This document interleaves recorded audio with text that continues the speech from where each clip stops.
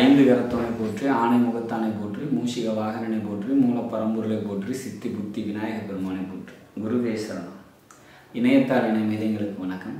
இது மார்கழி மாத ராசி பலன். மார்கழி மாதம் கும்பராசிக்கு எப்படி இருக்க போகுது அப்படிங்கிறத பார்க்க போகிறோம். அதுக்கு முன்னாடி மார்கழி மாதத்தில் வரக்கூடிய முக்கிய விசேஷ தினங்கள் அப்படின்னா மார்கழி 1 டிசம்பர் 17ஆம் தேதி வருது. இது தேவர்களின் விடியற்காலை பொழுது. இந்த நேரத்தில் நம்மளோட இறை வழிபாடு அதிகப்படுத்திக்கிட்டோம், இறை சிந்தனை அதிகப்படுத்திக்கிட்டோம் அப்படின்னா நம்மளோட பிரார்த்தனைகள் நிறைவேறும் அப்படிங்கிறத உறுதியாக சொல்கிறோம். டிசம்பர் 23ஆம் தேதி வைகுண்ட ஏகாதசி. அன்றைய தினம் விரதம் இருந்து பரமபத வாசலை அடைந்து பெருமாள் வழிபாடு மேற்கொண்டு நம்மளோட முன்னோர்களை நினச்சி வழிபாடு பண்ணணும். அதாவது பரமபத வாசலுக்குள்ளே நுழைஞ்சி வெளியே வர அந்த தருணத்தில் நம்மளோட முன்னோர்களை நினச்சி வழிபாடு பண்ணோம் அப்படின்னாக்கா அவங்களோட ஆசீர்வாதம் நமக்கு கிடைக்கும் அப்படிங்கிற மாதிரியான ஒரு அமைப்பு. 27 டிசம்பர் 27ஆம் தேதி ஆருத்ர தரிசனம். அன்றைய தினம் விரதம் இருந்து சிவனை வழிபாடு பண்ணும்போது சகல வித ஐஸ்வர்யங்களுக்கு பெருகும். ஜனவரி 11 ஹனுமன் ஜெயந்தி. அன்றைய தினம் விரதம் இருந்து ஆஞ்சநேயர் வழிபாடு மேற்கொள்ளும் போது தடைகள் நீங்கி வெற்றிகள் குவியும். ஜனவரி 14ஆம் தேதி போகி பண்டிகை, மார்கழி நிறைவு.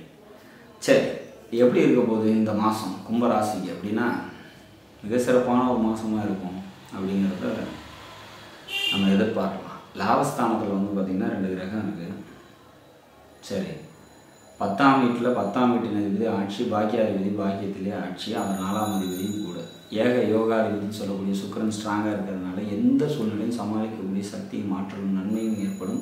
பெண்களால் நன்மைகள் ஏற்படும். அழகு சார்ந்த தொழில் செய்கிறவங்களுக்கு தொழில் முன்னேற்ற முடியும். சொந்த தொழில் செய்கிறவங்களுக்கு மிக அற்புதமான ஒரு மாதமாக இருக்கும். எழுத்து, டாக்குமெண்டேஷன், கம்யூனிகேஷன் இது சம்மந்தப்பட்ட தொழிலில் இருக்கிறவங்களுக்கு ஒரு சில தாமதங்களும் தடைகளும் ஏற்படும். தொழில் முன்னேற்றம் தடைப்படும் அப்படின்னு சொல்லலாம். பூமி, இடம் சம்மந்தப்பட்ட ரியல் எஸ்டேட் சம்மந்தப்பட்ட தொழில் செய்கிறவங்களுக்கு தொழில் நல்லா இருக்கும்.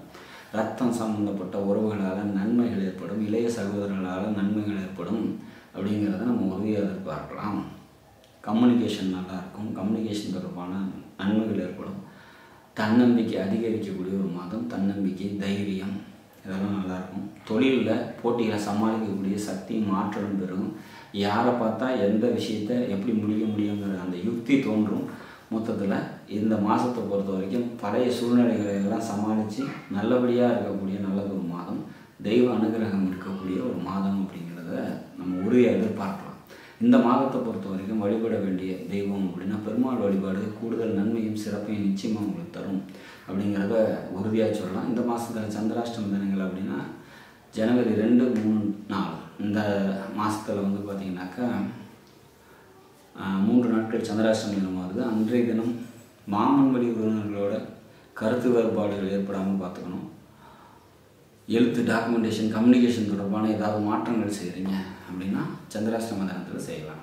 மற்றபடி இந்த மாதம் பல சிறப்புகளை தரக்கூடிய நல்லதொரு மாதமாக நிச்சயமாக உங்களுக்கு அமையும். நாடும் நாட்டு மக்களும் நலமுடன் வாழ நவகிரகங்களை வேண்டி அமைகிறேன். நன்றி, வணக்கம்.